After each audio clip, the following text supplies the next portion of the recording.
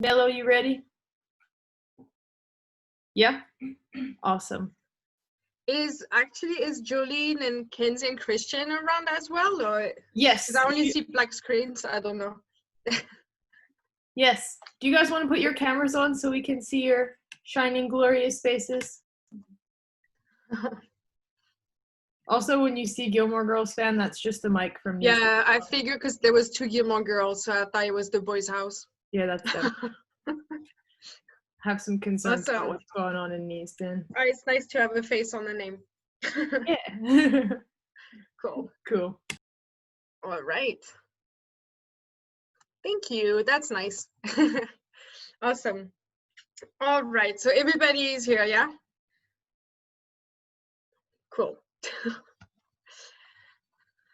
All right. So second part of today is going to be a little bit different from the first session. But we're gonna look and talk about the heart today. Oh, Hackney. Okay, Hackney is on now. All right. Cool.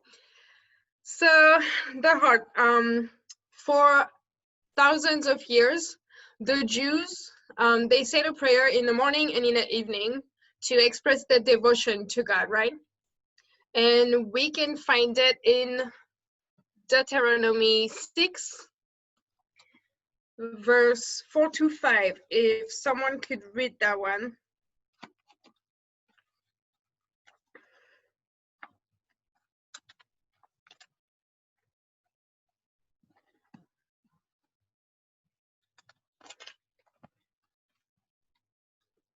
All right, Deuteronomy 6, verse 4 to 5.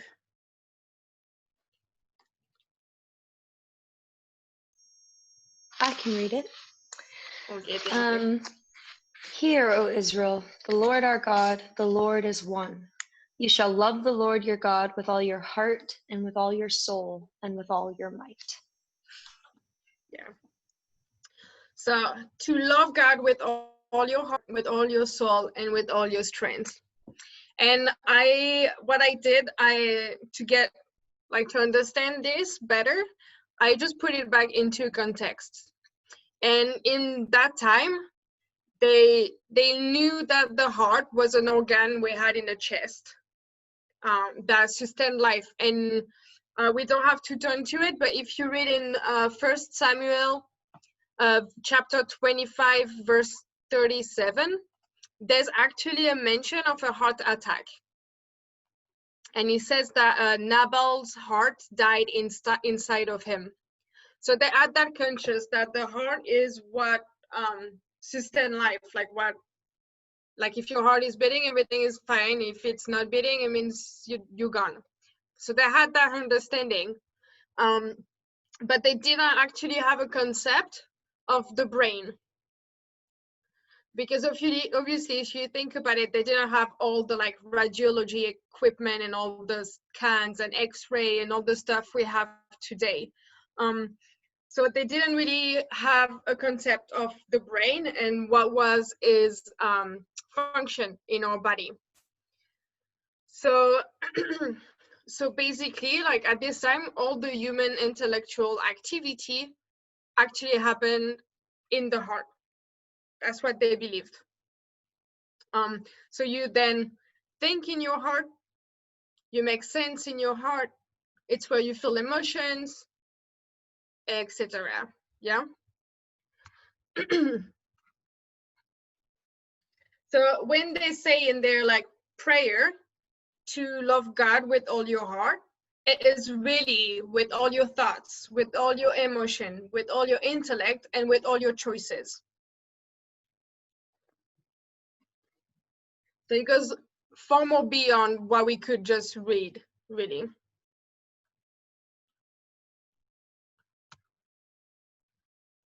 So that's what we're gonna look at. We're gonna look at how to love God with everything, with all our thoughts, emotion, heart. Yeah. And what I did, I just picked some aspect of the heart that are exposed to us in the Bible. So we're going to be reading through a lot of different passages. And the first one I'd like to turn to is Luke chapter 6, verse 45. And I'm going to read it quickly. And he said, "The good man produces what is good and honorable and moral out of the good treasure stored in his heart. And the evil man produces what is wicked and depraved out of the evil, for his mouth speak from the overflow of his heart." So it says the good man bring good things out of the good stored up in his heart, and the evil man bring evil things out of the evil stored in his heart. I like that they use that stored, because if you think like some synonym of the word, really what is it? It's saved, kept, retained, untouched. It basically means it's like there's no planning on removing it. Yeah? All good? Cool. You cut for a little bit. Maybe you could repeat that one. What did you say? Sorry, I didn't get it.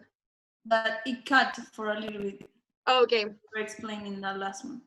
Okay. So I was saying that they say that everything that we do, good or evil, come out of what is stored in our heart. And I like that it says stored, because synonyms of store, like storing thing, is to save, to keep, to retain, or it's untouched. So it means that it is in your heart and there's no planning on removing it. It's going to be there for a while. Yeah? Cool. So we see that the heart is kind of like a filter, and it tints everything from like our conversation or relationships.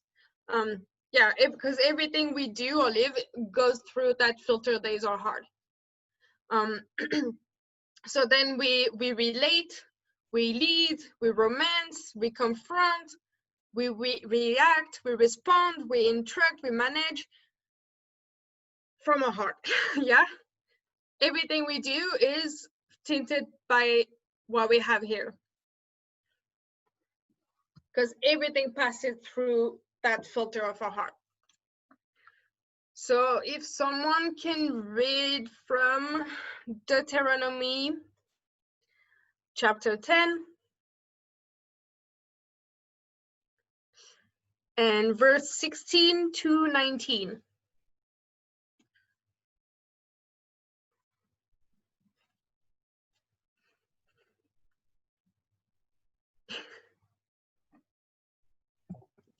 (16 to 19).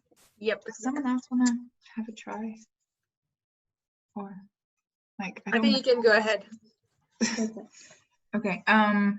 Circumcise your hearts, therefore, and do not be stiff-necked any longer. It's just 16 or 16 to 17? To 19. Oh, to 19. For the Lord your God is God of gods and Lord of lords, the great God, mighty and awesome, who shows no partiality and accepts no bribes. He defends the cause of the fatherless and the widow, and loves the foreigner residing among you, giving them food and clothing. And you are to love those who are foreigners, for you yourselves were foreigners in Egypt. Good. Thank you. So in that passage, like God kind of showed them what they needed to do. Like they might not have they might not have gotten it, but it kind of showed them, like, because obviously back then we know that God required all male Israelites to be circumcised. But in that passage, like when what we understand is that God wanted to actually, like, how to say it, he wanted to show them that they need to go beyond just like performing the surgery beyond just being physically circumcised. Yeah, it actually wanted them to really understand its meaning and what it meant to do that physical surgery. They because they would they ended up doing it kind of like by tradition without putting so much heart and thought into it. So he wanted to show them that they needed also to submit to God inside, like in their heart. And he said that with the cleansed and submitted heart, they could begin to imitate God's love and justice. So it kind of shows us as well that we can be really shallow and we can do things out of tradition and out of what we know is good or like what we know we should do, even obedience. But it takes action to actually purify our hearts, because it also interferes with our actions, if it makes sense. Cool. Then I want to read, someone else is going to read from Matthew 15.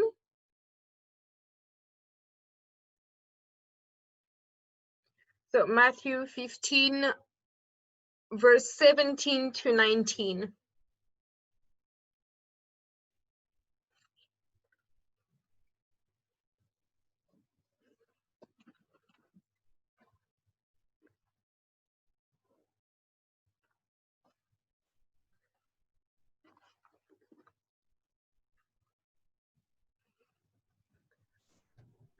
I have it. Oh, Kenzie, you have it. Yeah, I got it. Cool. Don't you realize that whatever goes into the mouth passes into the stomach and is eliminated? But what comes out of the mouth comes from the heart, and this defiles a person. For from the heart comes evil thoughts, murders, adulteries, sexual immoralities, thefts, false testimonies, and slander. Thank you. So yeah, like it's quite strong.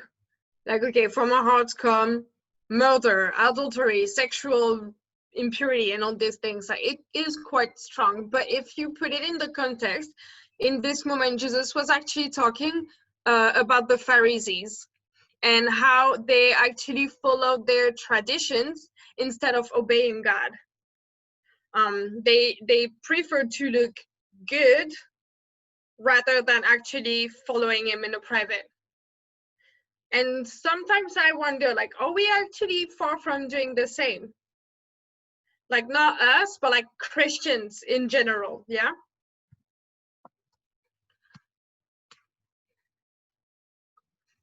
We're gonna then turn to, whoops, 1 Peter chapter 3, verse 3 to 4.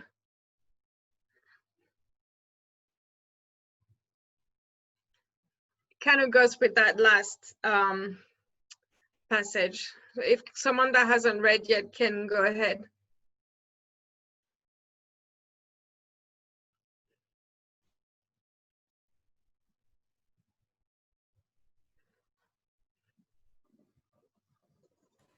I can. Thank you. Your beauty should not come from outward adornment, such as elaborate hairstyles and the wearing of gold jewelry or fine clothes. Rather, it should be that of your inner self, the unfading beauty of a gentle and quiet spirit, which is of great worth in God's sight. Perfect. Thank you.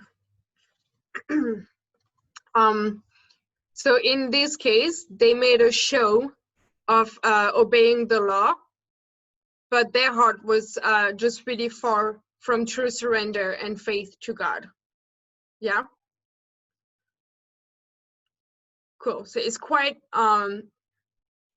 simple and quite clear in the Bible, the way like the people of God were like reacting. So what we learn through all those passages and many more, because the Bible is full of verses that talk about our hearts. But what we can see is that our heart isn't naturally good. And we need the word in our lives to be transformed and bear fruits.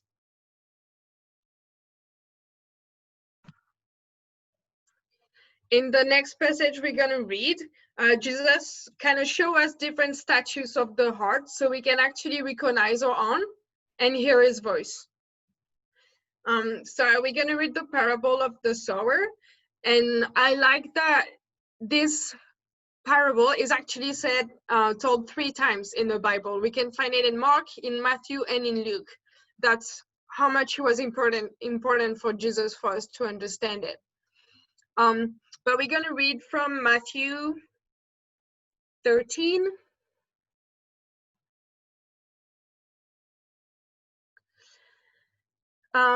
Verse 3 to 9, if someone wants to go ahead. I got it. Thank you. He told many stories in the form of parables, such as this one. Listen, a farmer went out to plant some seeds. As he scattered them across his field, some seeds fell on the footpath, and the birds came and ate them. Other seeds fell on shallow soil with underlying rock. The seeds spread quickly because the soil was shallow, but the plants soon wilted under the hot sun, and since they didn't have deep roots, they died. Other seeds fell among thorns that grew up and choked out the tender plants. Still, other seeds fell on fertile soil, and they produced a crop that was 30, 60, and even 100 times as much as had been planted. Anyone with ears to hear should listen and understand. Thank you. So yeah, so that's the parable, and we're going to take a look at the different ground that he talks about there. And so the first one he mentioned is, depending on the version, it says differently, but it's the road path, the side road. And I'm going to read from Matthew 13 still in that same one. The verse 19 that says, if I find it, yeah, it says, when anyone hears the word of the kingdom regarding salvation and does not understand and grasp it, the evil one comes and snatches away what was sown in his heart. This is the one on whom seed was sown beside the road. So basically, it's like the seed is just thrown on the footpath. So it isn't an investment. Like the heart is done, it's not, I'm not just throwing that seed on the footpath thinking that something is going to happen to it. That it's going to even probably just bounce a few times before it stops somewhere. And that the first person that comes by gets kicked away. And so the people that have a heart like that footpath, it's people that doesn't hear the word of God purposefully. And why is that? It's because the footpath is a path that is worn out. It's unguarded. And it's usually a path that letting many people or words and circumstances affect our hearts. Make sense? Could it be like when we harden our heart to the gospel? That's a different one. Okay. That first one is mostly people that have been so hurt and used and abused and burned out that there's no care. It's basically, it's what I say, it's worn out and unguarded. Okay. So that was the first heart. The second one is the stony ground. And let me see, I'm going to read it quickly. I'm going to read from Mark 4. And I'm going to read the chapter 16 and 17. And it says, in a similar way, the second group, are the ones on whom the seed was sown on rocky ground, who when they hear the word, immediately receive it with joy, but accept it only superficially. and they have no real root in themselves, so they endure only for a little while. And then when trouble or persecution comes because of the word, immediately they are offended and displeased at being associated with me and stumble and fall away. So it's quite clear.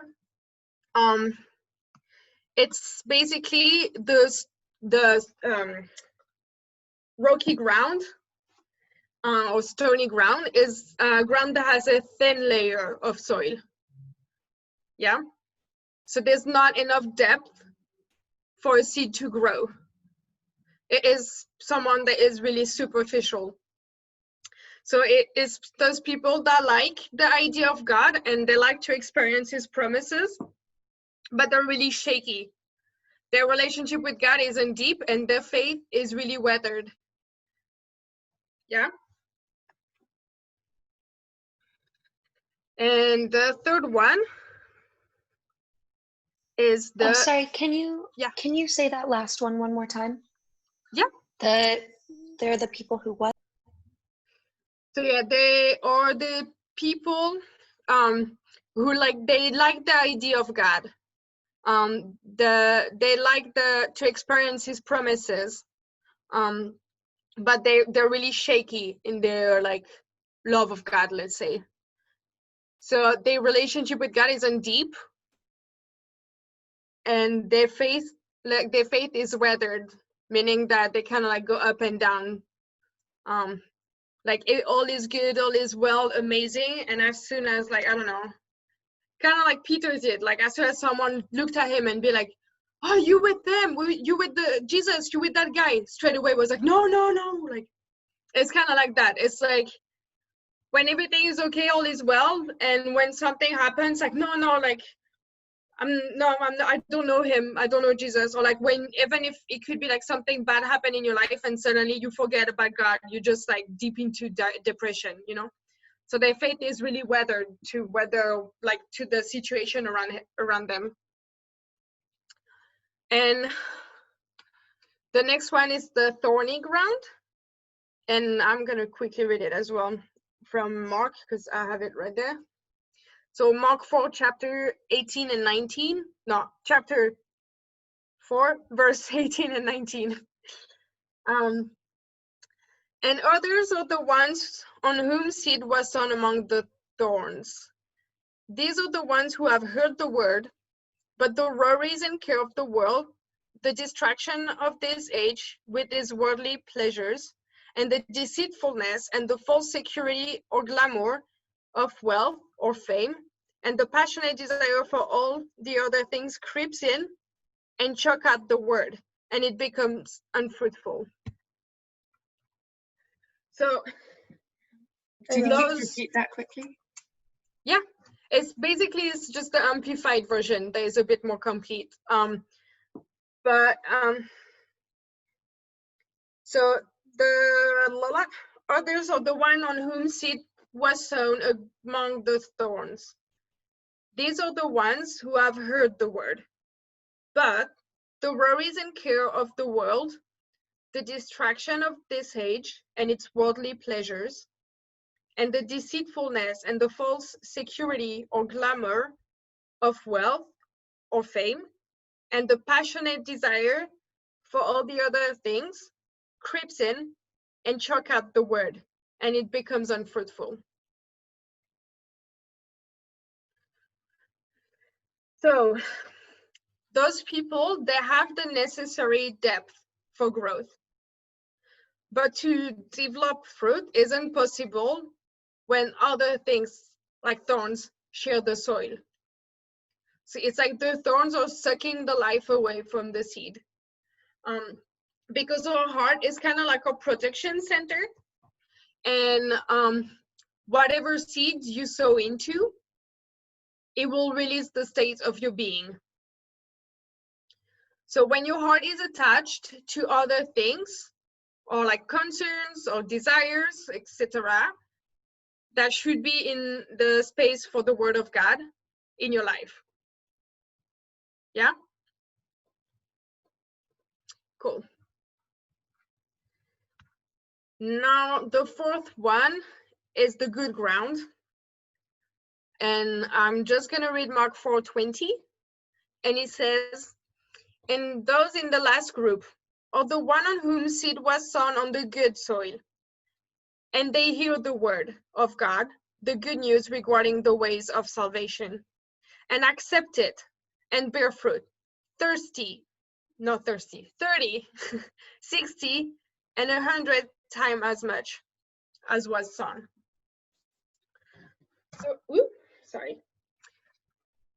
So the healthy ground is where sowing actually become investment.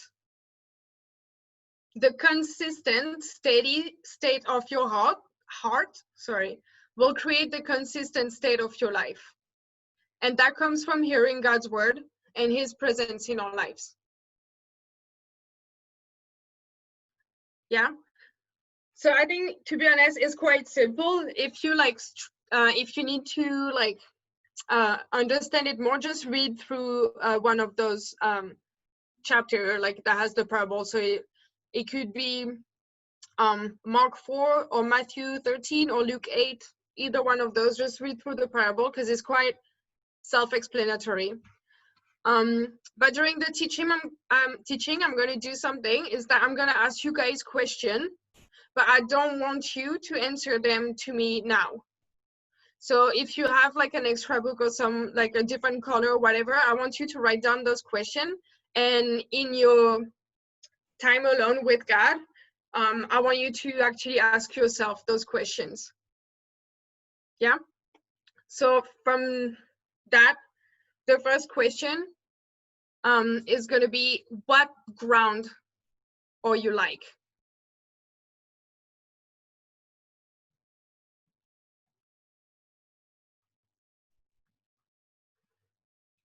And it can be that you just don't find yourself in one only.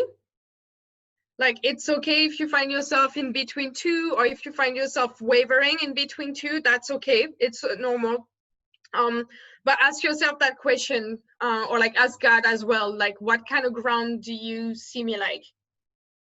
And then with that, what need to be worked, or what need to be pulled out or removed?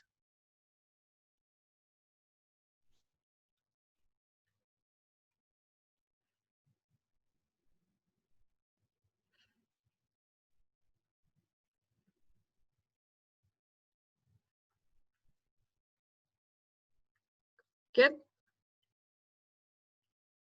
Cool. So at some point in your quiet time, or with your discipler, or whatever you'd like, you can take some time and work on that.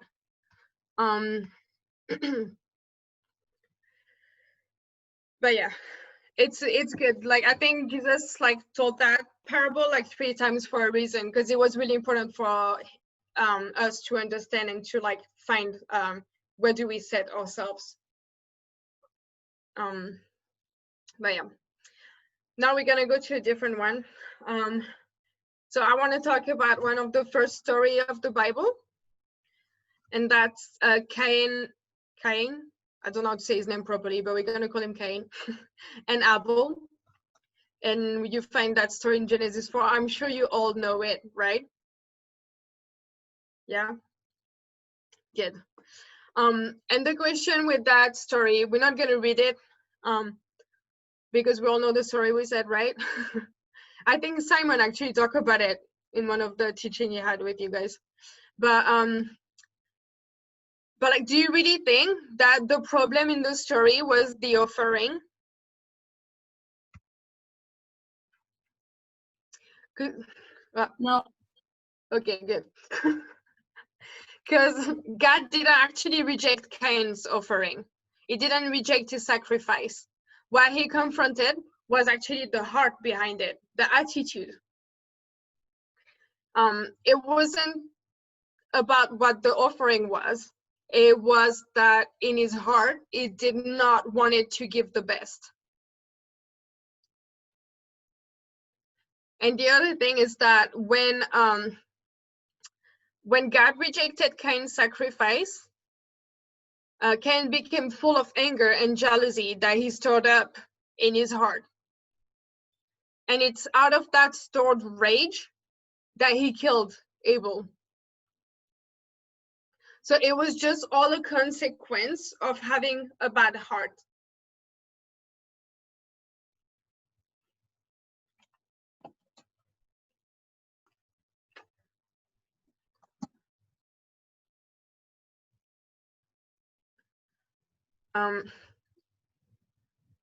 Does any of you have the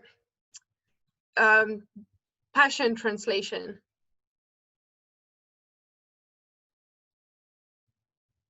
No? Okay. That's all good. I'm gonna read it from there then, because I have it, so I'll read it for you. And I'm gonna read in that translation just because I like the way they say it better. But we're gonna read from Hebrew to find the translation. Hebrew 12 and verse 14 to 15.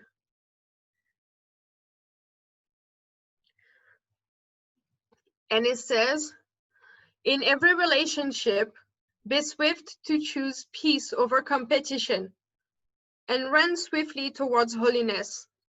For those who are not holy will not see the Lord.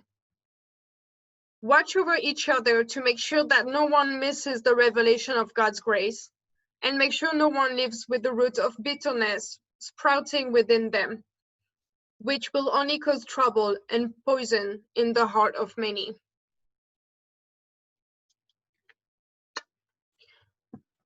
So I kind of wish Cain could have read this, because I think it would have helped him a lot. But we're more lucky than he was. So I like, because like basically what I hear when I read this, like this verses, is that hatefulness and holiness cannot dwell in the same heart. You cannot be holy if you have a tiny bit of hate in you.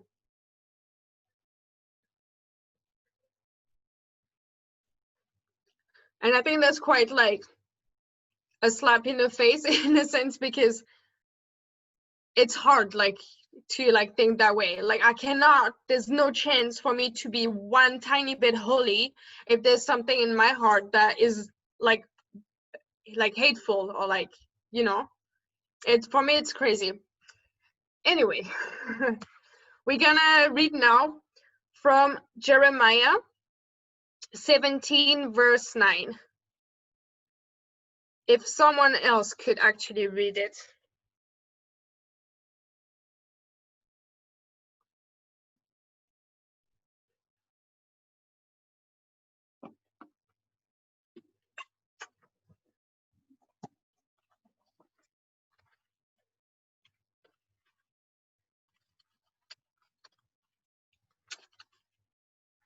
Was it Jeremiah 17 verse 9?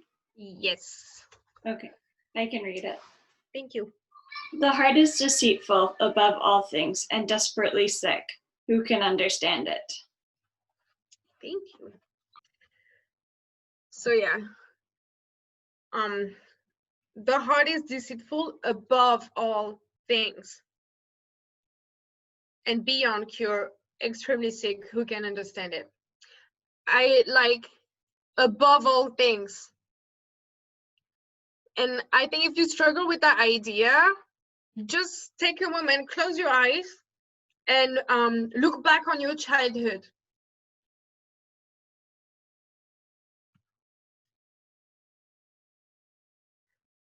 Did someone teach you how to fight with your friends, or how to throw tantrums, or how to steal cookies? No, right? That was quite natural. Our nature is to be selfish, is to be proud, is to be jealous, and on and on. And if you still struggle with accepting this, just take a look at the world we live in. Everything is crime, lust, war, corruption, greed. And what I find interesting is like we we somehow trust our own heart more than we trust Satan.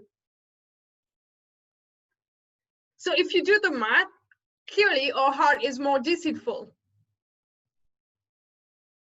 Yeah? And we can't really understand or control our heart because a lot of its action are actually unconscious. It's not that you wake up in the morning and be like, hey, bud, like we're gonna be bad today. Like it's unconscious. It's our nature. But we need to monitor it. Because out of the heart, sudden things happen. Like, I don't know, everything is fine and suddenly someone files for divorce. Or suddenly a harmless pastime becomes a destructive habit. And on and on. There's so many other examples, right? What originates in the secrecy of our hearts won't always remain a secret. It would eventually find its way into your home, your job, your school, your DTS, everything.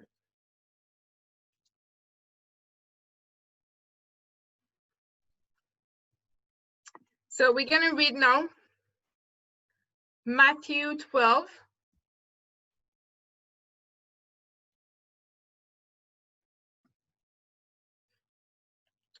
Verse 33 and 34, if someone can grab it. 12, verse 33 and 34.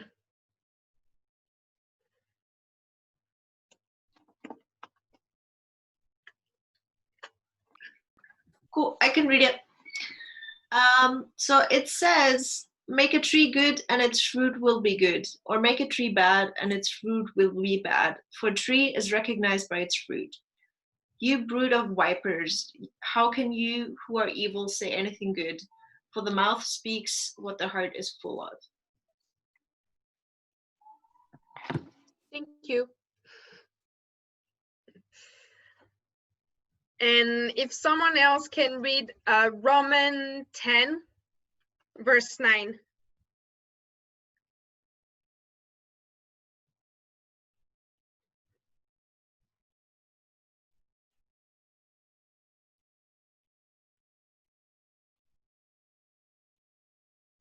I got it.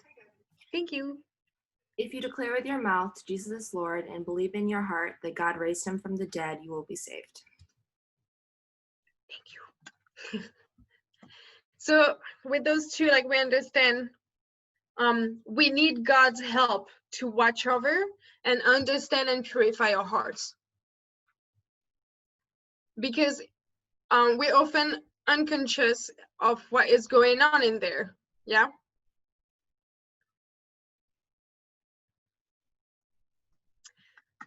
But we're gonna keep on reading. And we're gonna read in Ezekiel, verse 36.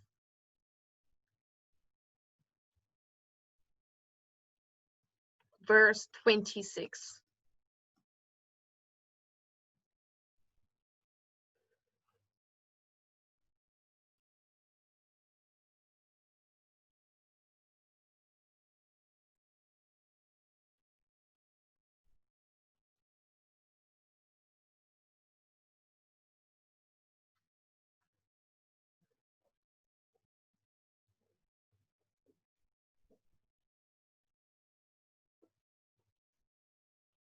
What chapter again?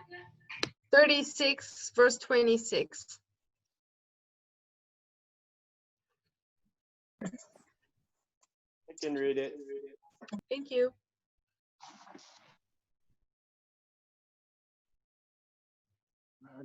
Sorry. And I will give you a new heart and a new spirit, and I will put within you. And I will remove the heart of stone from your flesh and give you a heart of flesh. Thank you. So yeah, thank you, Jesus. Like that's a promise he made for us. Like it would remove the our heart of stone and replace it with a heart of flesh. But it doesn't mean that we can stop here and get comfortable. Thinking that, okay, I know that God is going to take care, is going to change my heart, and I know this, so it's all good. But still, like, do we really, really know what's in our hearts?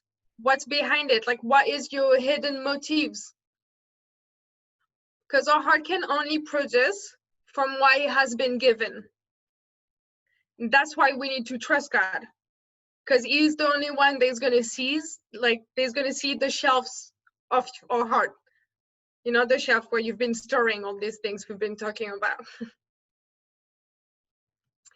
So with God, you need to examine or to check your heart, just like you would do like with your health or with your car. It's so funny because it's so normal for us, like we do it with our car engine, but for some reason we don't do it with our life engine.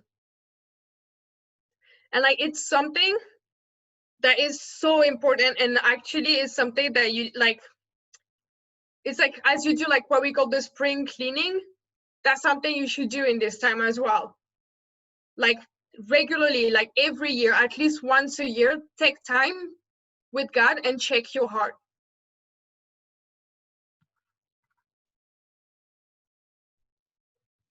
And I'm going to read quickly from Proverbs 4, verse 23. And it basically says, guard your heart above all else, for everything you do flows from it.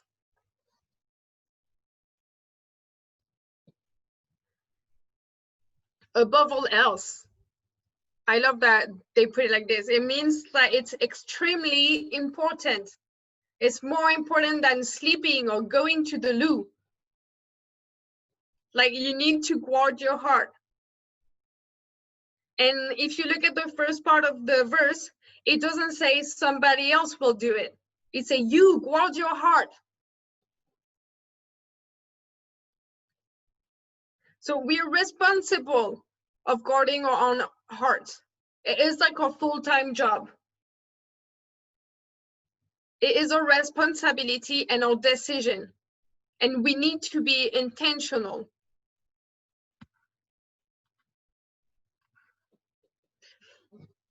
Chris said something in one of his teaching like years ago, and it always got stuck to me. And he said that we as Christian, we play to be Christians, but Satan never plays to be Satan. And this is why we need to walk in integrity. The cross in the center, and confront our own selves. But more important than this, we are responsible only because we are able. God actually trusted us with this. And it is part of the free will He has given us. Yeah? If God didn't believe that we were able to guard our own heart, He wouldn't have asked us to do it. But we're only responsible because we are able. And that's why we need to also take it seriously, because God deserves us to take this seriously.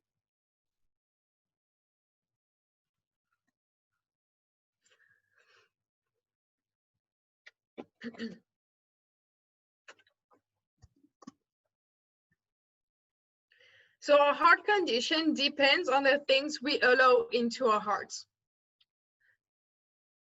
When your heart takes in fear or worry or doubt and other things that stand in the place of the word, you usually won't be pleased with the outcome. Because whatever we let into our hearts form our thoughts, our attitude, and it shapes the deepest part of our being.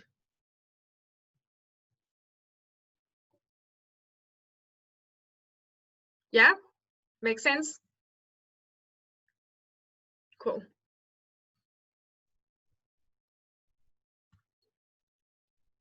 So if you let wrong things in your heart go unattended, they will become deeply rooted and harder to deal with, because they will keep on being fed by any situations, any words, any circumstances that come around. And you can get to a point where you can become sick or heavy or completely entangled in yourself.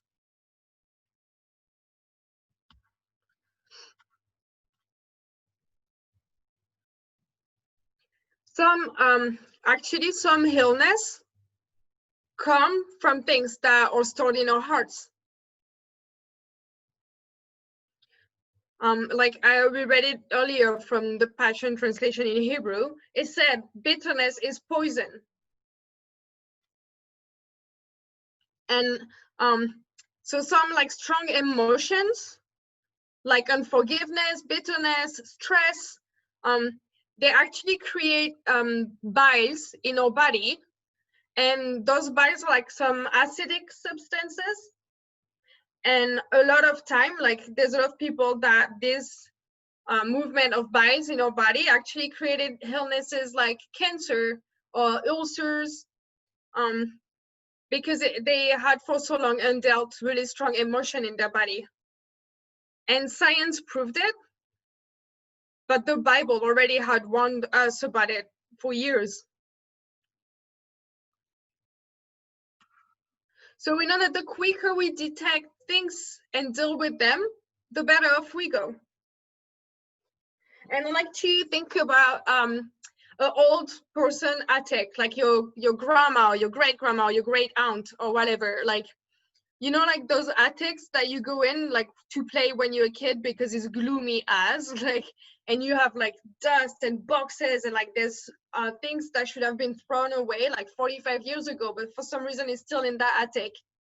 And it's all dusty and with spider webs, and there's like so much stuff stacked up on the other, like you can hide. It's like a maze and everything.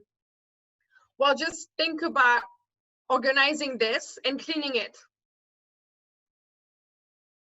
It's a lot of work. But our heart are the same. Like the more you wait, the more you like put it off, the more you pile onto this. And I want someone to read 1 Samuel chapter 28, verse 3 to 8.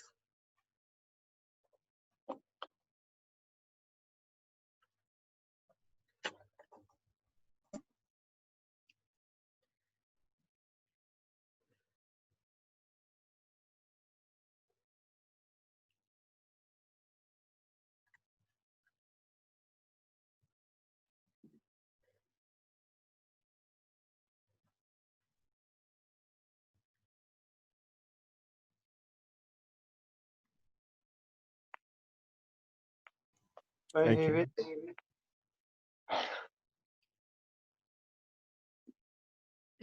Now,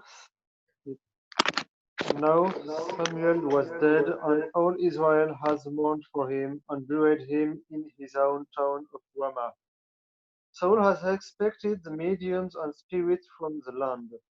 The Philistines assembled and came and set up a camp at Shunem, while Saul gathered all Israel and set up a camp at Gilboa. When Saul was the Philistine army, he was afraid. Terror filled his heart. He inquired of the Lord, but the Lord did not answer him by dream or Urim or prophet. Saul then said to his attendant, "Find me a woman who is a medium, so that I may go and inquire of her." There is one in Endor, they said. Saul disguised himself, putting on other clothes, and at night and at night he and two men and went to the woman. "Consult a spirit for me," he said, "and bring up for me the one I name." All right. Thank you. So what we see in this passage is that Saul like he had banned all medium and spiritists from the land.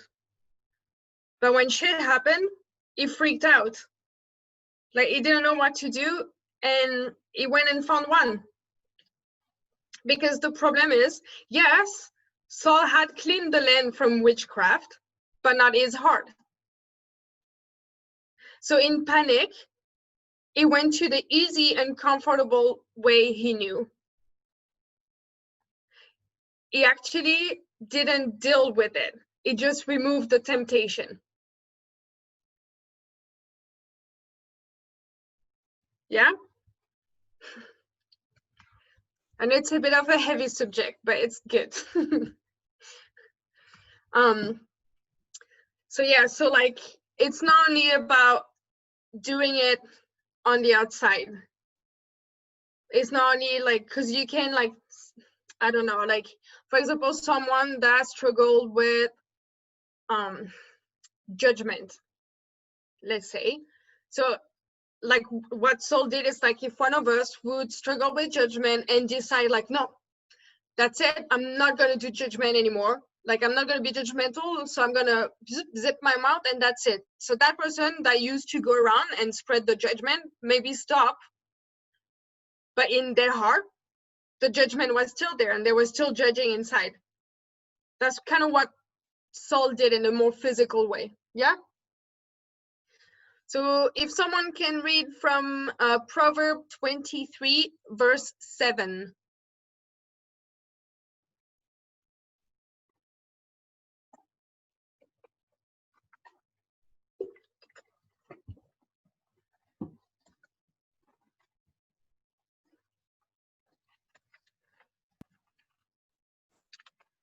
I've got it. 23 by 7. But he is the kind of person who is always thinking about the cost. Think he says to you, but his heart is not with you. Thank you. So, as a man think in his heart, so does he become. So we basically shape ourselves with our thoughts, with what we let in, but also with our own words. God spoke life into existence. So words have power. So for example, if you say all the time, oh, I'm stupid. Oh my gosh, I'm so stupid. Oh, I'm so sorry, I'm just stupid. Like if it's something that you say constantly, or like even like, oh my God, look at me, I'm so ugly. Like, oh my God, I hate this picture. Like I look so ugly onto it. Oh my God, I'm just so ugly, I can't stand this shirt. Or, oh, I'm so tired. Like I just woke up and I'm too tired. Like I had 3 coffee, but I'm so tired. I'm tired. Or like, or like, oh, I that person is really annoying. I kind of hate her. Like, yeah, I kind of hate her. Like, and if it's like something that you repeat constantly, it might actually end up real, because you end up convincing yourself of it. You end up convincing your heart of it. Yeah. We're gonna read quickly Proverb 16, verse 23. If someone has it.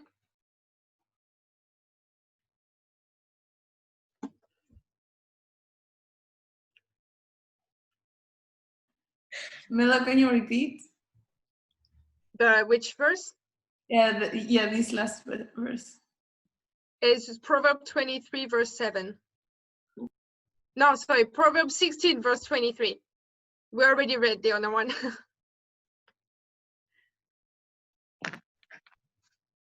I can do it. Thank you. The heart of the wise makes his speech judicious and adds persuasiveness to his lips. Yup. So yeah, they say it a few times in the Bible, just in case we didn't believe it. But our action, they spring from something deep within us. Even though it might be unconscious, it's still what happens. It's like fruits on the tree. It doesn't simply appear, even though we might not see it. It just don't like come out of nowhere. Um, it comes from the kind of tree that bears it first. Like you're not gonna have a fig tree bearing bananas. It's obvious, right? And what is being fed, what the tree is being fed with, and its fruits. So what happens if your heart is rooted in pride, for example? Well, you're going to be someone that talks over people, someone that is really mouthy, someone that thinks you know better, and on and on. And what will happen if you're rooted in love instead? Well, you might be someone that is more caring for others, or someone that might be really encouraging. Yeah. So can someone read? Actually, we're gonna do a quick break. I need the loo, so I'm gonna take a quick break. If you need as well, you can go ahead. If you need to grab something, it's your moment, because there's still a lot to go through. Yep. That sounds good. Go for it. See you in a few minutes.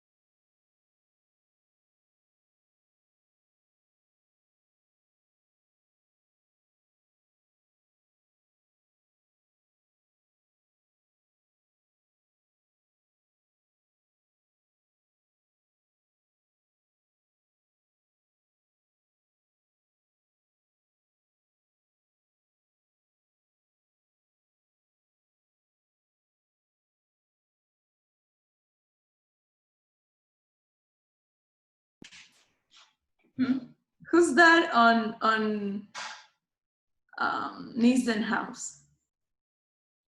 I can't see. Oh, hi.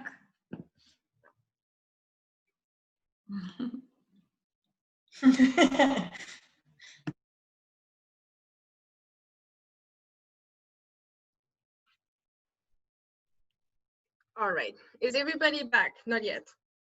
Oh, wait, 2 minutes.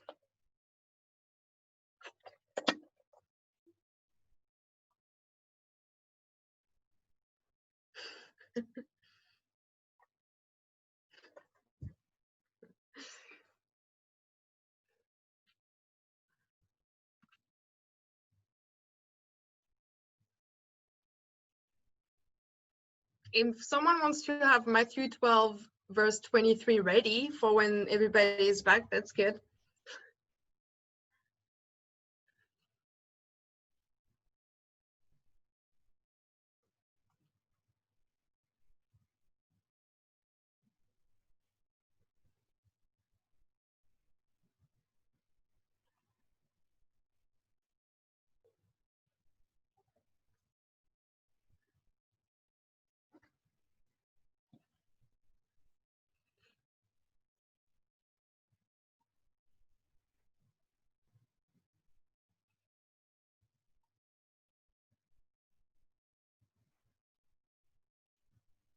Melo, what is the verse again?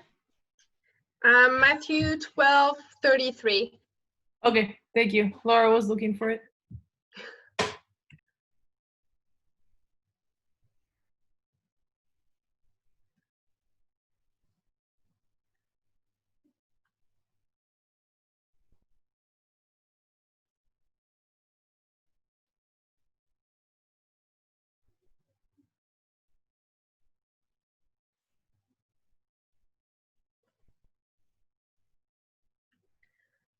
All right, I think we're all here.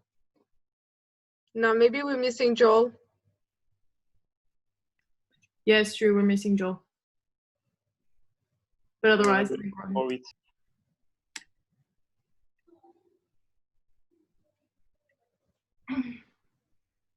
come on, Gilmore Girls.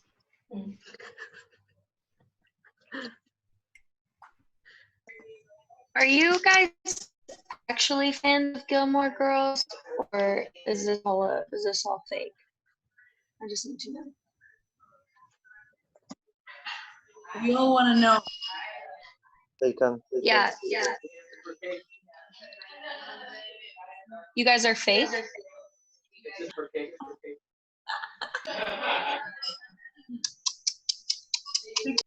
Tic tac.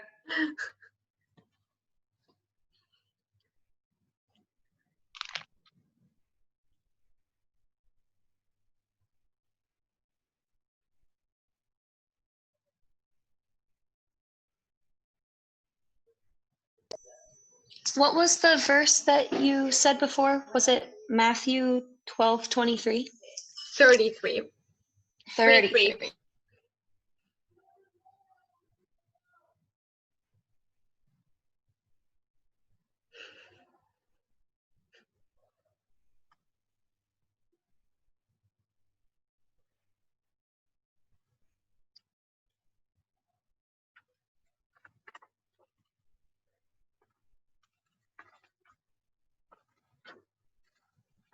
He's alive. Cool. All right.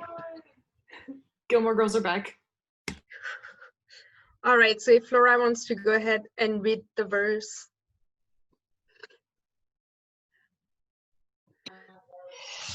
Cool. Okay. Either make the. Oh, sorry.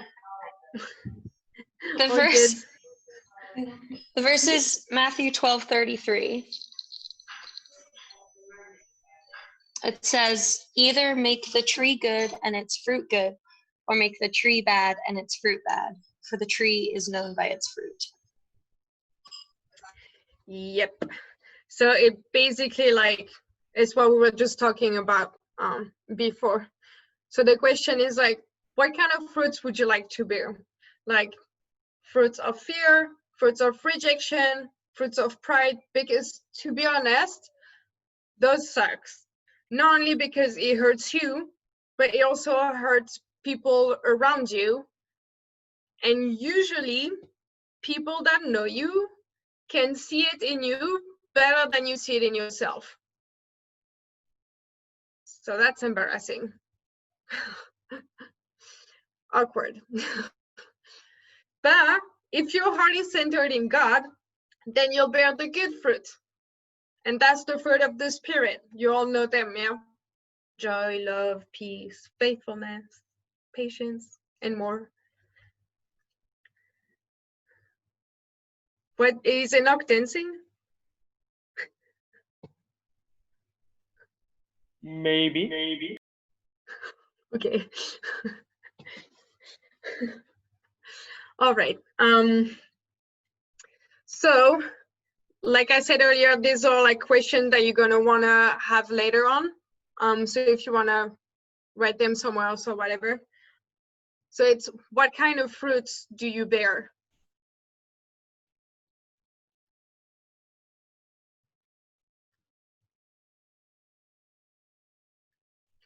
So look at your actions and reaction and ask God for the roots of it.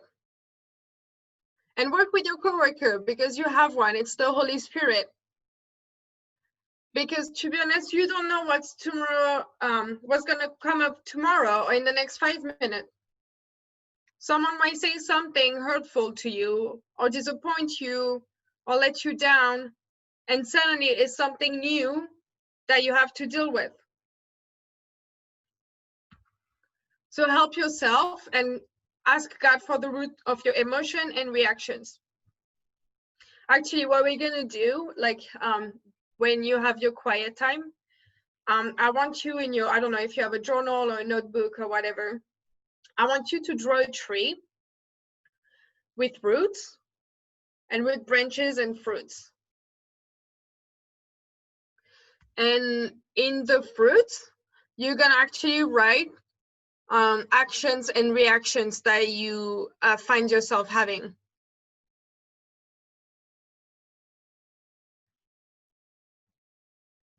And once you have all those fruits on your tree, I want you to ask God, like, what are the roots of the tree, of the fruits? And you can write it down on the roots, because this will help you to actually like visualize it. That's how to say, visualize it, and unroot the bad roots.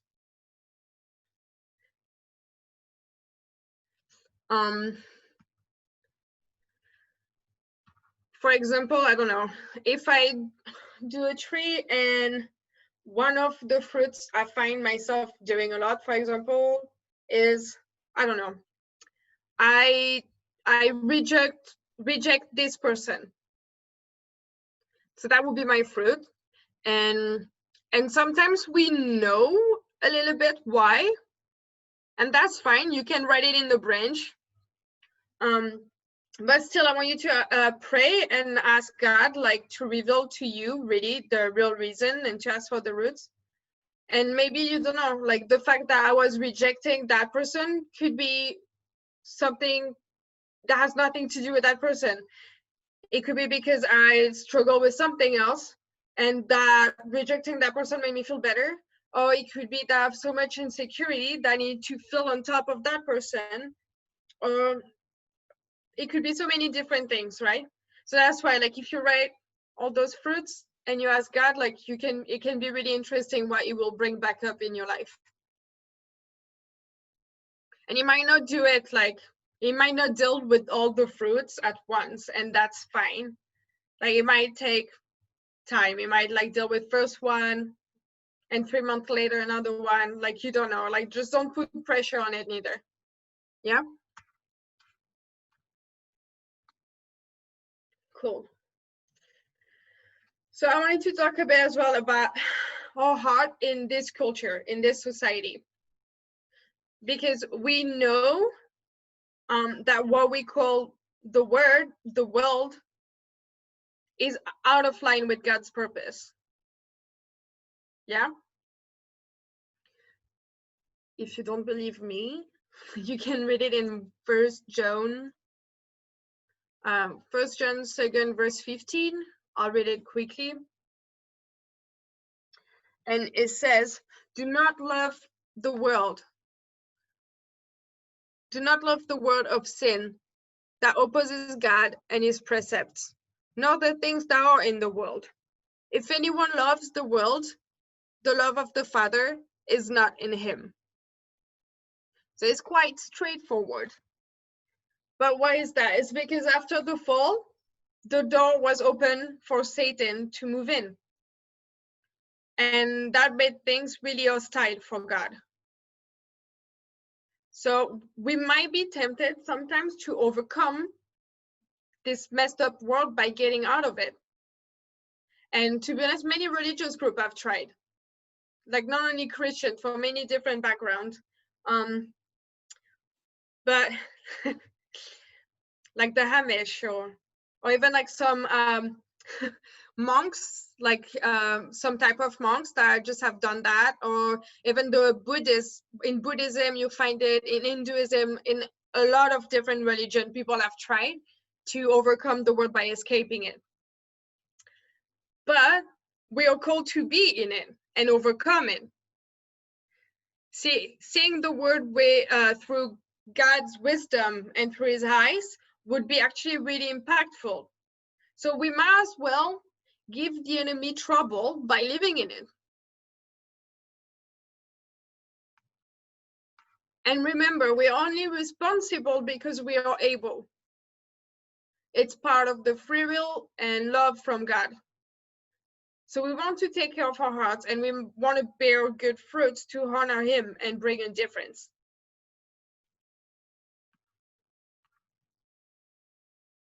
And this is why we need to be aware of what we feed our hearts with. The main question is, are you being wise with your choices? Like, what kind of movie do you watch? What kind of music do you listen to? What do you read? What kind of conversation are you having? What do you struggle with? And it's important to know, because what you feed yourself will definitely affect you and influence you, but it will also affect and influence others. For example, let's say I am someone that struggles with a lot of anger and rage. Would it be wise for me to then listen to maybe hard rock music, or like some type of rap or trap or whatever type of music we have now, like music that have a really strong message of hate and of anger, like screamo music that would be like screaming in my ear all the time? Would that be wise for me to listen to this if I struggle with those things too? Or let's say I'm someone that daydream a lot, always like, I don't know, think about like different romance and like a better life, like somewhere or whatever. Would it be really helpful for me to just watch rom-com all the time? No, because that's just feeding my daydreaming. Yeah. Or let's say if I'm someone that struggle with growing up and taking in responsibility, would it be helpful for me to watch Disney movie all the time, where it's all about the Peter Pan syndrome and like, oh, like, everything is beautiful, I'll find my Prince Charming one day? Like, that wouldn't be helpful for me. Yeah. So we need to be wise with our choices. And I said, like, it influences you and it hurts you, but it also influences others and hurts others around you. And I have an example. For example, back a while ago, as a team, we used to live all together in one house. And we were, at that point, we were not having as many schools as we do now. So we had a lot of time as like ministry. So we were like mostly just staff living all together and doing our ministry work. But we always had like hospitality people that would just come and stay with us for a little bit. And we had a girl that came from, I don't remember where actually, but she was staying in a different room all by herself. And everything was fine. She was a really sweet person. She came along with us and we had fun time, like everything was good. But at some point we started all having a really hard time sleeping. And we all started having really bad nightmares. And we didn't really know, but we started talking about it because we were like, that's weird. Like out of the blue, we all have the similar nightmares, like always, every single night. And we were like, I don't know, like we all woke up, pray, get over it, wait for next day, hoping that the next night will be better. But talking with that girl that was in hospitality, we actually understood. Like she told us one day that she actually every single night since she came, she has been watching one movie of Harry Potter. And she didn't have any problem with it. But the problem was for us that we had dedicated our house as the house of the Lord. And we lived by godly value in our house. And that person didn't want it to do bad. It wasn't of bad intention. She didn't know, it was really unconscious. But she affected us because she was opening the door of witchcraft in our house. When we didn't know about it, but it was affecting all of us. So it was fine. We just explained to her, like, hey, listen, we all have had nightmares and stuff. Maybe it wouldn't be the best for you to watch this now. Could you please stop? And she stopped and everything was okay. But like, for example, like I'm someone that love horror movies. Like I used to watch them a lot. I used to love, it's one TV show, Supernatural. because it was so interesting and stuff. But I'm also someone that is really sensitive to spirits. So is it a good thing for me to watch those type of movie, even though I find them really fun? No, because I'm the one that's not going to be sleeping at night because I'm being troubled by other things. So I realized when I was watching Supernatural, I thought it wasn't as bad as like horror movie, that I needed to stop because I was having too much trouble. Does it make sense? And I know, for example, if someone in the house watch a movie that is really heavy spiritually, I will know it straight away because it's gonna affect me. So if we don't want to suffer from other people's choices, it needs to be as well the other way around, yeah? So it's not about like, is Harry Potter good or bad? Or it's not about like, or rom-com good or bad? Or like we cannot watch any Disney movie or whatever. It's not about that. It's about being wise with what we choose to watch or do or read. Yeah, makes sense? Cool.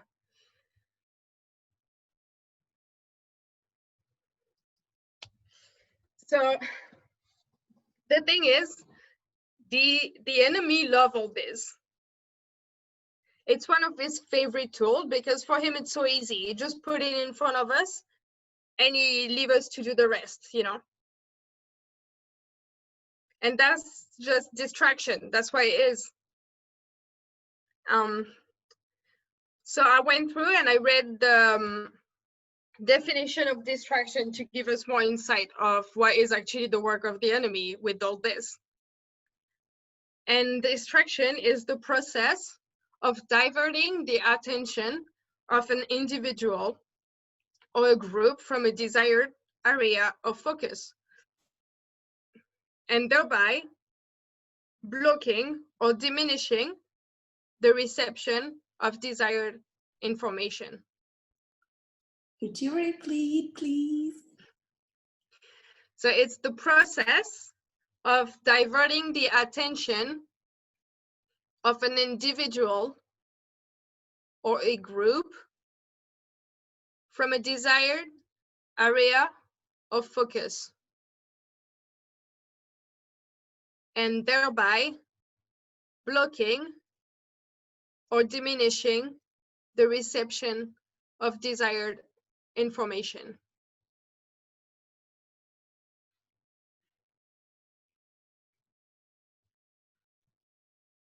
And is distraction from both external and internal sources.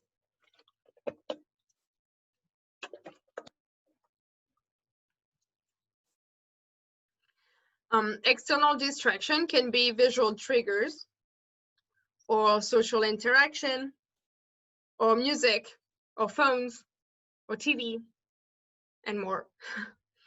And internal distraction are going to be more like hunger, or fatigue, illness, worrying, daydreaming. And the enemy uses distraction to keep us bound, to keep us stagnant and going in cycles, and ultimately to keep our hearts away from building a relationship with God. Because when you get to distract you with something like a movie or a book that you know isn't good for you, but you don't realize because you're just in it, and it's like, how we say, innocent. Well, it's so easy, like, because then you get distracted doing this and you feed yourself more with things that are not good for you, and you get more entangled, and the more you get entangled, the less you listen to God, and the less you listen to God, it's just like, it's a vicious cycle that you go around with, you know? That's why we need to be alert. So we're going to read Psalm 119, verse 112.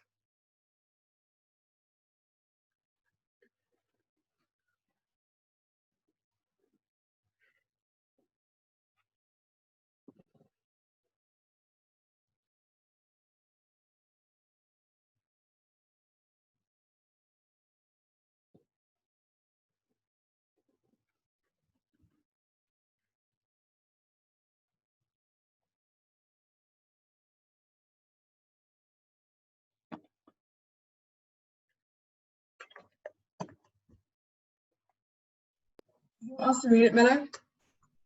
Yeah. No problem. My heart is set on keeping your decrees to the very end. Thank you. So my heart is set. My version also say, I incline my heart to perform your statutes forever to the end. And I like the fact they say I incline my heart, because it is our decision and our job to keep it set that way. And it is I that incline my heart. It's not somebody else that can incline it for me. So we choose what we feed our lives with. And we won't quit because the enemy won't. And he always is going to try different pattern. So we need to be alert.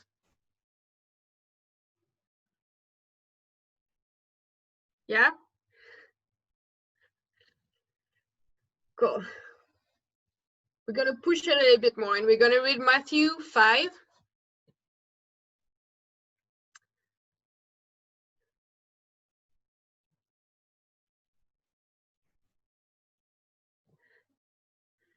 Verse 27 to 28.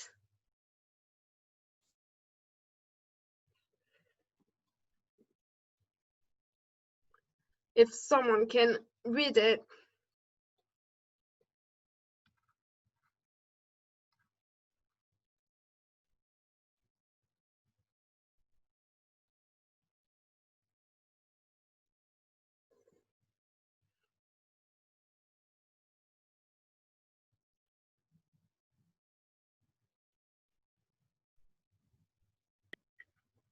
I can read it. Good.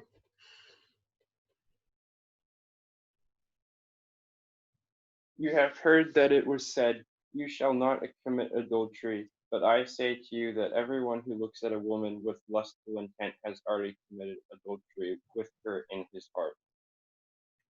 Yep. Thank you. So what it shows there is that our hearts is always 5 steps ahead. Like the intention of our hearts are really important. Sometimes it's easy to think like, oh, it's not that bad, like it's innocent, it's unconscious. But if you thought about it in your heart, then it has happened.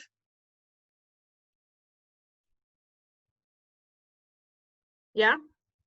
If you thought about killing someone, it's not bad because you haven't done it, but in your heart it has happened. It's the same. That's why I incline my heart to you, O Lord. It is key. And if you struggle to hear from God, try with a pure heart. It is a lot easier. God promised blessings to those with a pure heart. And it's not only good for you, it blesses other people around you.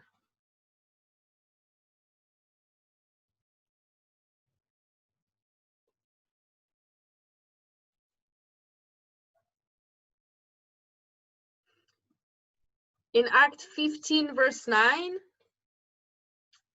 it says, and he made no distinction between us and them, cleansing their hearts by faith in Jesus.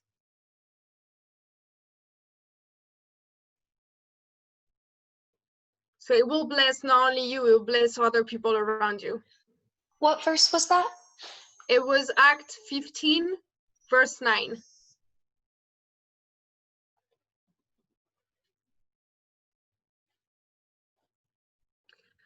So we really need to be renewed in our mind. And if someone can read Ephesians 4, verse 22 to 24.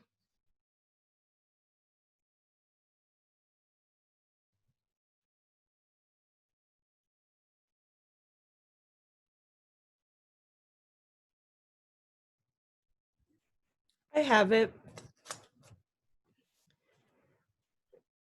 It says to take off your former way of life, the old self that is corrupted by deceitful desires, to be renewed in the spirit of your minds, and to put on the new self, the one created according to God's likeness, in righteousness and purity of the truth. Thank you. I like that in my version it's also to be continually renewed in our mind. Continually. Yeah. It's quite self-explanatory again. But it's good to read it from there as well. We're gonna then look at Psalm 139, verse 23 to 24. I'm just gonna read that one quickly. Search me thoroughly, O God, and know my heart. Test me and know my anxious thought, and see if there's any wicked or hurtful way in me, and lead me in the everlasting way. So like David, check your heart and ask God to show you. David, I think he did it constantly throughout the psalm, but that one, those two verses are quite, they show us quite well. Sorry, and what was that verse one more time? Sorry. That's fine. It was Psalm 139, and it was the last two verse, 23 and 24.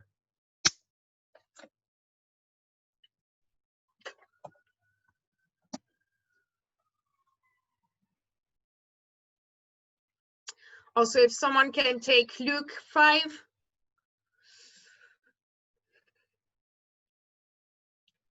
Luke 5, verse 36.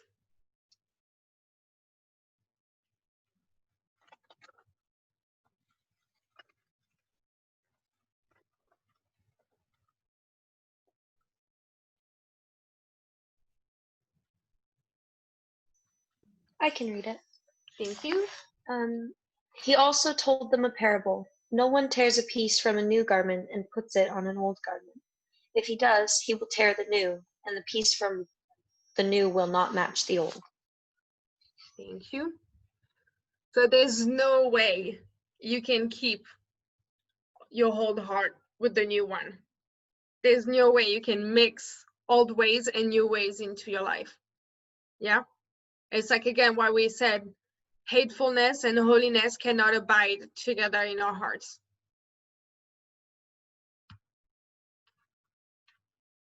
So it's really about asking yourself the right questions. And you can write those down, and like when you do your like MOT, your life MOT, like when you check your heart with God, that's question that can guide you through it. So let me.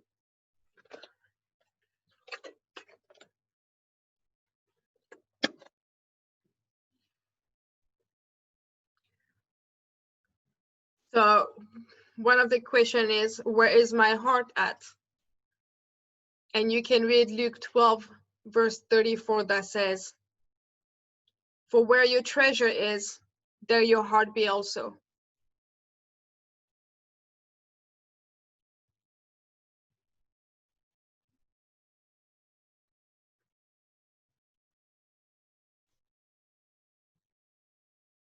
Because once you find out where's your heart at, then you find out what you treasure the most in your life.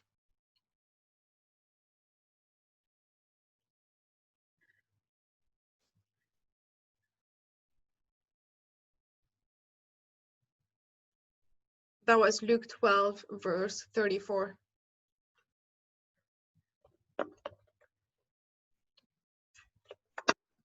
Another question is, where and how do I spend my time, my energy, my resources, my affection?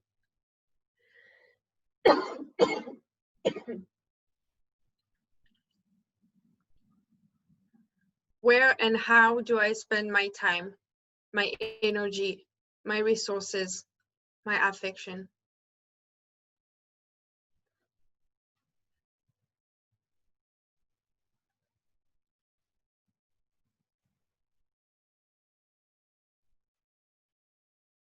And next one will be, why am I a Christian?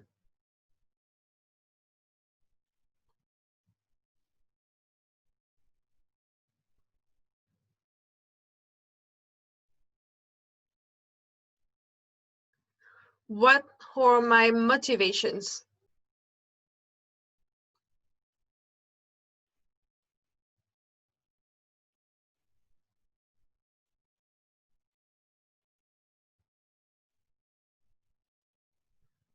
One you can ask yourself as well in this time is, why am I doing the DTS?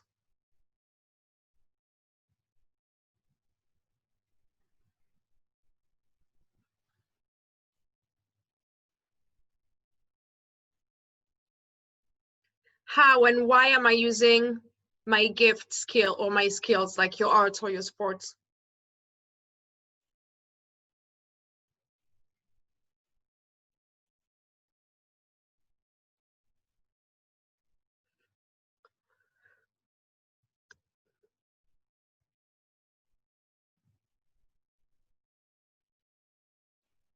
Also, one other question you can ask yourself, like about specific time or like specific situation or people, is why am I friend with that person? Why am I friend with my friends, for example?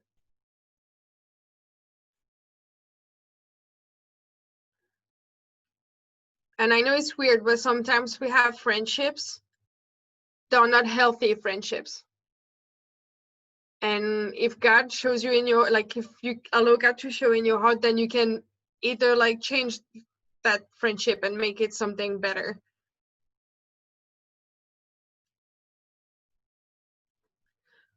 Also, another question, what are the desires of my heart?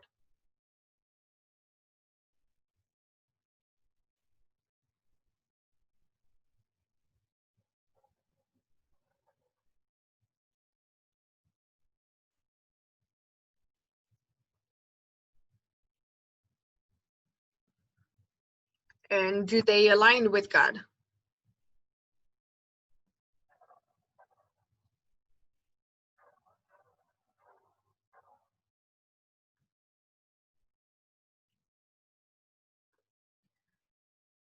Or the things that I am allowing in my life good for me or for the people around me?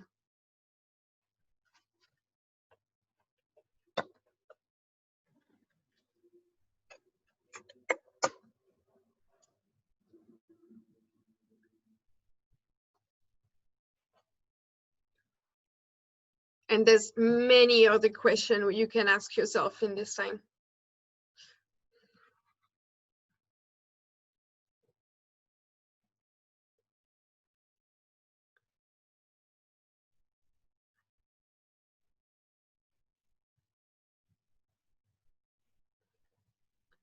But if someone can read Proverb 3, verse 5 to 7.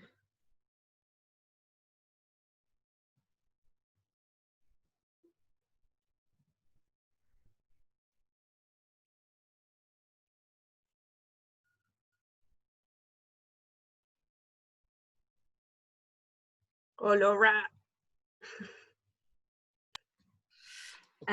Trust in the Lord with all your heart, and do not lean on your own understanding. In all your ways acknowledge him, and he will make straight your paths. Be not wise in your own eyes, fear the Lord, and turn away from evil. Thank you. So one more time, it says with all your heart. God has things more clearly than you and I do. And we have seen that we can't rely on our own understanding. Or we can't rely on our own wisdom. So in all our ways, know and acknowledge God. It means to surrender to him, to recognize his lordship, to worship him, to take your quiet time seriously.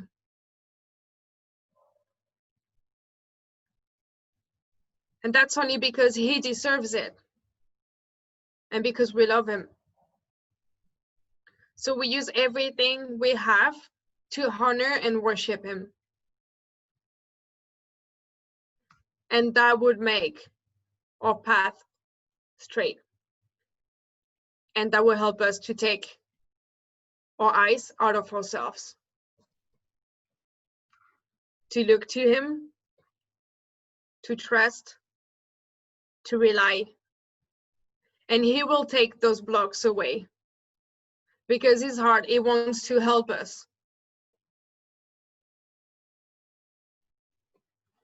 So always be thankful, because that's key.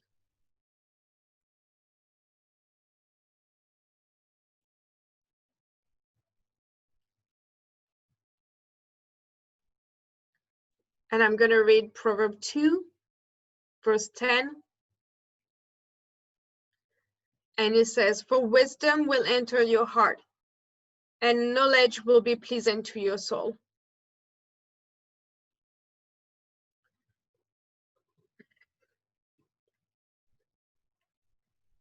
So it will come all together.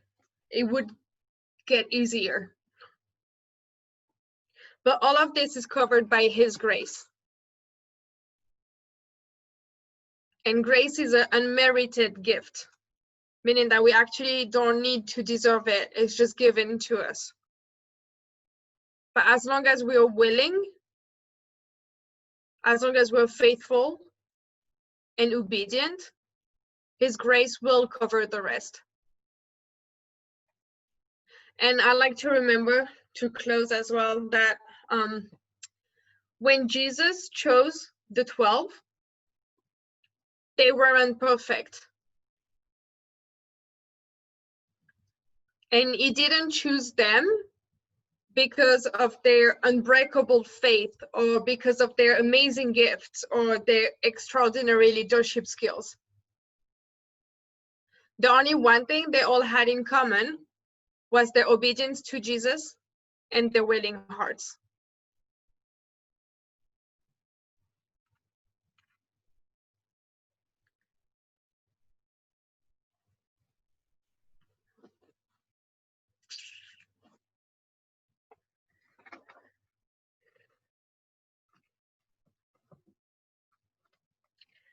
Do we have any questions?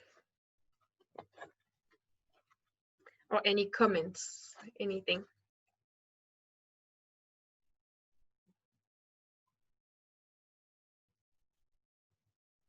I think I was just gonna say, like, I'm really looking forward to answering the questions, because I think these are things that I've sort of like asked myself before but never really properly looked into. And I think, as well as I've got answers in one part of my brain that are like, this is what I want the answer to be, and this is what I want to tell God, but I know that that's not the truth. And I think it's going to be really interesting to actually work out what the answers are and fully know exactly where my heart's at. And I think it's going to be a bit of a process, but I'm really looking forward to it. So yeah, those questions were pretty decent. Good. Cool. Yeah.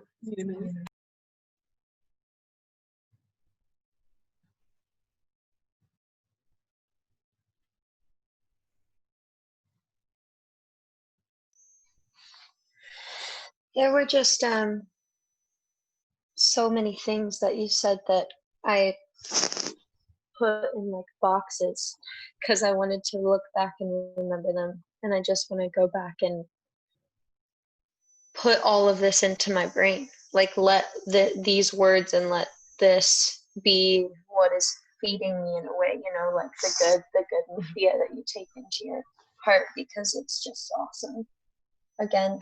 And it also like went along really well with the fearing God message for me, because this is pretty humbling. There's a lot of stuff here that is shocking. Like, you cannot have holiness if you have one tiny bit of hate. That's pretty intense. Yeah, and I just think that God kind of I don't know, it's really nice to know that like you mentioned, that the Holy Spirit was your co-worker in this. And so, yeah, he is working with you and for you in purifying your heart, purifying your ways. So it's not just you. And then through God's grace, it's happening. So it's like, you're not alone. And I don't know, I just really, this was all great. Thank you again. Yeah, I like that you said, like, we're not alone. Like, there's I don't even remember which song it said, but when you talk like that, piece of song came back to me is when it says, like, even when I don't see it, you're working. Even when I don't feel it, you're working. You never stop. So as long as you're open for God to move in your life, as long as you open yourself for him to do his work, it would work, even if you don't see it. It's just like keep on, basically it's about like keep on walking, like do not stop, do not turn around, keep on walking and do your best at doing what God is showing you is right and what is good for you, and it will keep on working no matter what. And a lot of things, like there's a lot of things in our lives that are entangling, that is not gonna just it's not just gonna be lifted out of us like this. Some things are processed, like you said, and it takes us to keep on walking straight with God, to keep on doing step by step the best we can do, and he would remove these things bit by bit. And you might not see it, but once it's over, once you're free, then you would realize it, so it's good.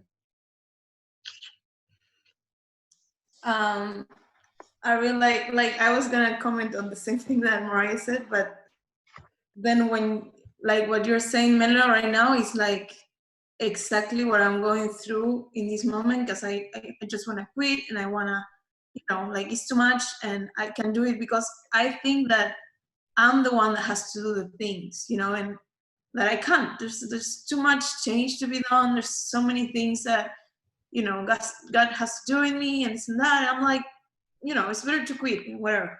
Like, I was feeling really hopeless, like last week and stuff, and it's so cool to see all these things, because yeah, we need to do our part and stuff, but in the end, the one that's going to do the work is him. So I don't have to relate in my strength anymore. Like, and I'm sure I know I'm so strong and stuff, but in the end, I know I'm not, so it's so cool to know and have this like assurance that it doesn't have anything to do with what we can do for him, or what we have inside of us to do for him, or gifts, or this and that. It's like he just wants us to trust him, that he knows best, like it sounds really easy, it's really hard, but it's kind of hopeful for me that this way. Yeah, well, there's few things we all know that when I am weak, he is strong. So we don't need to be strong. The weaker you allow yourself to be, like the more vulnerable you allow yourself to be in front of him, the better it is. And as well, like we as a generation, we have these things where, I don't know if it's because we watch too much Marvel or whatever, but we want to be the superhero in the story. But God didn't call us to be superheroes. He called us to be sower of seeds. In the end, he's the only superhero. He's the only one that saves, But it's true that we think we can do it on our own. We think we're so much better, but like, actually, it's something that I can't do a heart surgery on my own. I will always need someone else. And as well, what you said, like, it's so like something I showed you in the last conversation we had, that has your heart grew for the people around you and for the house you're living in, things aligned, because your heart changed, your action changed. So it's a real life example for you. Yeah. Good. Anything else? Anyone else? I just found it really interesting how you said that distraction is not neutral. Mm. You know, that it's a tool of Satan. I think like often I'd confuse distraction and relaxation. But yeah, just that concept that distraction is something that in many cases you have to be aware of as an enemy and to see it that way rather than just to see it as a neutral thing that sort of happens. I found that really powerful. I mean, everything that Mariah and Sheena said, I completely agree. I think there's just so much in this, it's going to take a while to kind of process, filter down, Yeah. make sense of it all. Well, one thing with distraction as well is that it's something that the enemy used to hook us, but it's still a decision we take. So that's why I was saying that the enemy loves to use it, because it's so easy for him. He doesn't have to do much because we do most of the job ourselves. And it might be unconscious, but it's still our decision. It's still the choices we make that make us fall into distraction. But it's true though. It is always like tool that the enemy will try to get hook on it. And it's not that it's bad, like, because it's like there's a difference between distraction and entertainment. Like, it's okay to entertain, it's okay to celebrate, it's okay to relax and all these things. But when it becomes a real distraction that is keeping you away of focusing on God and on like growing in your life and like purifying your heart, then it's a problem.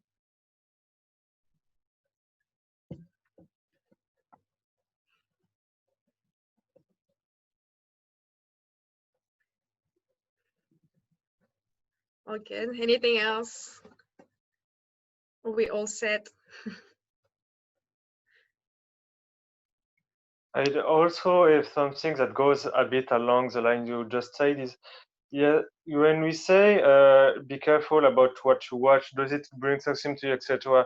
There is also another thing that I think about it when choosing serial anything is, it's not about what do I see, it's also about how I set my mind to see it.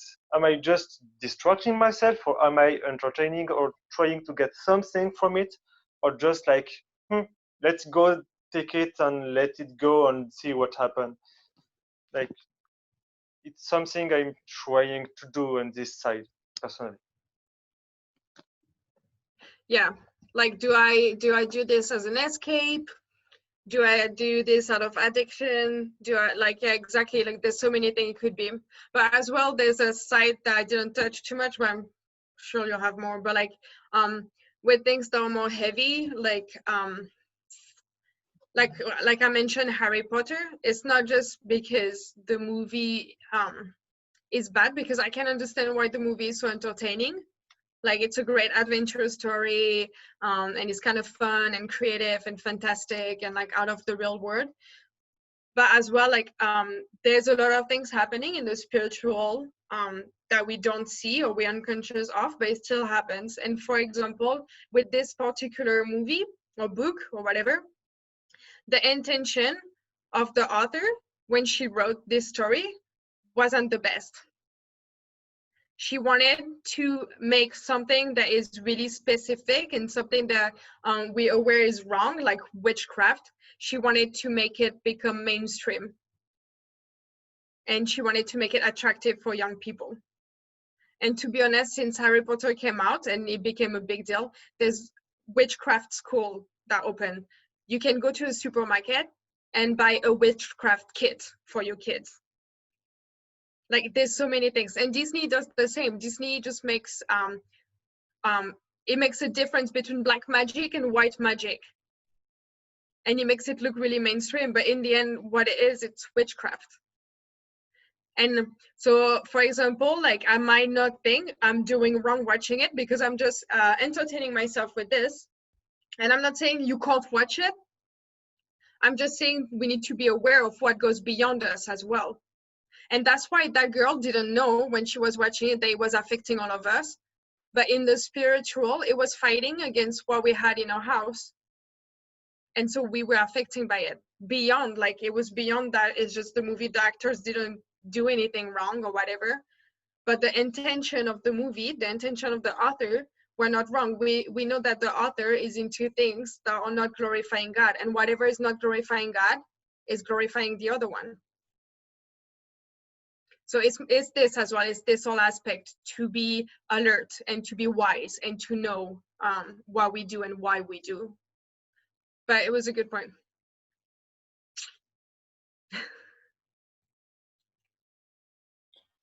Something as well, just to add on to that, is like that we also don't even know what is affecting and what different people that are around us struggle with. Because like we live in community here, you know? So maybe something that's fine for me that doesn't really cause a problem with me might be an issue for somebody else, you know? Like if I want to come downstairs and put a rom-com on TV, I'm going to be honest with you guys, I don't really have that many emotions. So it doesn't really do a lot for me. But if somebody in my house is in a really emotional moment or is really struggling with something, you know, or like, I don't know, it can be really not a house, you know? So not only do we need to look out for ourselves, but we need to be aware of, you know, like how we're affecting the other people that are around us as well, you know? Because if I put something on that is fine for me, but maybe isn't fine for the person next to me, yeah, so you also need to know your audience and really think about the other people that you're, you know, potentially affecting as well, because it goes beyond us. So yeah, just wanted to add that. Yeah. And even like, I think sometimes like it just, if it's something that you do a lot, it can create an atmosphere in a place. And even, for example, I'm not really a melancholic person.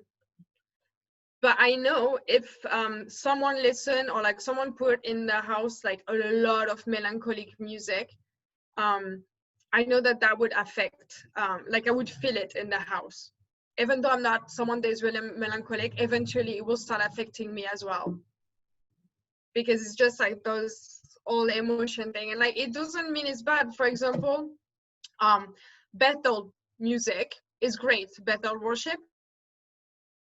We all sing the songs and stuff, and it's amazing. They do a great job and everything, but they do have a lot of songs that are about oneself, that are about like me and what I'm living and my heart and my God. And it's really like, I was stuck in your presence, and it's really melancholic worship, and it's fine.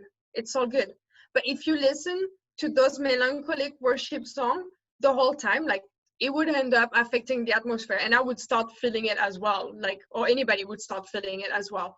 But it doesn't mean that Bethel worship is wrong. It's just like that you create an atmosphere around you as well. So it's just something extra. I just have one quick question. So you were talking about with Ezekiel 36:26, and I will give you a new heart and a new spirit, and I will put within you. And it talks about how the Lord like is the only one that can really see your heart, and you need to examine your heart with God. And so like examining your heart, which like means your thoughts and your mind. One of the things that I think consistently comes up in like my mind as distraction are like memories and like stuff I've done in the past. And that is something that you can like look at with God, right? Because those probably have a source because that's all been taken care of and it's in the past, and it's like not truth anymore. But I can't get them out of my brain most of the time. So well, I don't know. I think if it comes up to your brain quite a lot, it might be God as well, like showing you something. Like sometimes, like, I don't know, like it has happened to me where like I completely forgot about something, and suddenly I have like a random memory from my childhood, and I'm like, oh, that's weird, and I leave it, but it keeps on coming back, and I had forgotten about this for years, and it was maybe not that important at that time for me, but God is bringing it back up because he wants me to deal with it, because he wants to show me something with it. Because what I said as well is that whatever we feed our hearts with throughout our life, it does shape the deepest part of you. So, yeah, unconsciously, like even if those things are past, it has, like, if it hasn't been completely dealt with, even if it's not, like I said, like with Saul, like he had completely got rid of all the spiritists and the medium, but it's still there.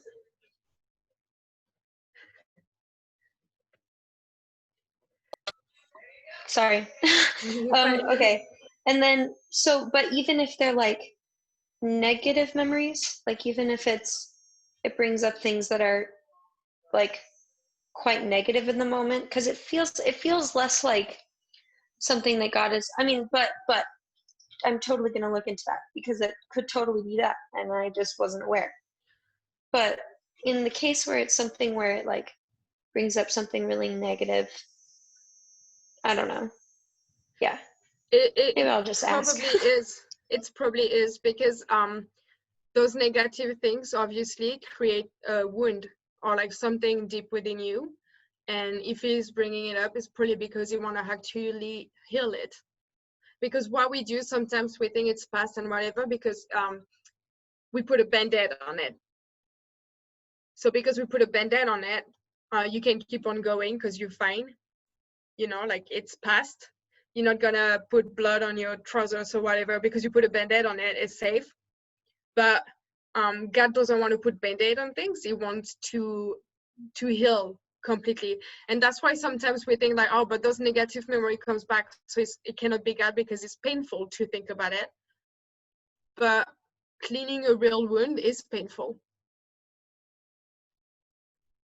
Like, it doesn't mean him working in our hearts, him working in our life is not always going to be comfortable and easy. But it is good, and it's for good. So don't be afraid of these things. If I was you, I would just take the time and pray to God and ask, like, maybe there's something you need to forgive, or something you need to repent, or something you need to even forgive God for, because sometimes we hold him as well responsible for things. But you need to have this time with God maybe. And then I would also like just talk with my discipler about it, because maybe they can have a different insight as well on the problem. But it could definitely be God though. That's really, really cool. Thank you so much. No problem. Cool. Cool. Any other last questions, comments, concerns? Or does everything seem pretty clear? Going once, going twice. All right. I think we're good. All good. Cool. All right. Well, thank you so much, Melo. Do you mind praying for us just to close us out? No, of course. Okay, awesome. Thank you. All right. God, we want to thank you so much for this time all together. We want to thank you that even though there's a lot of distance in between us, we can meet up in a simple way and talk about you and learn about you, God. We want to thank you about everything that you've been showing us, Jesus, God. And we want to pray that you'll be with us through the process of digesting it all, God. We want to keep the enemy away as well, God, from distracting or from spreading lies into our hearts and our ears while we process all this, God. Yeah, let us protect our mind and let us focus on you, Jesus, because in the end of the day, it's all about you. It's not about us. And we're only doing this because of your love and your grace and your mercy, God. So I want to cover everybody that has been with us today listening, Jesus, that you'll be with them and you will just cover them with love, and that you will be with them in the process, God, and that you would speak truth and love to them, that they wouldn't be overwhelmed by everything they heard or everything they're dealing with, but that they would just be joyful because you're taking care of it, God. And that we can find gratefulness through this as well, Jesus. We want to bless you, God. Amen. Thank you so much. Don't forget, everybody, that we have small groups tonight. So all of us will be seeing some of us later. Yeah, cool. So I will talk to you guys in a bit. Thank you so much. Thank you, Melo. No problem. Thank you. Melo.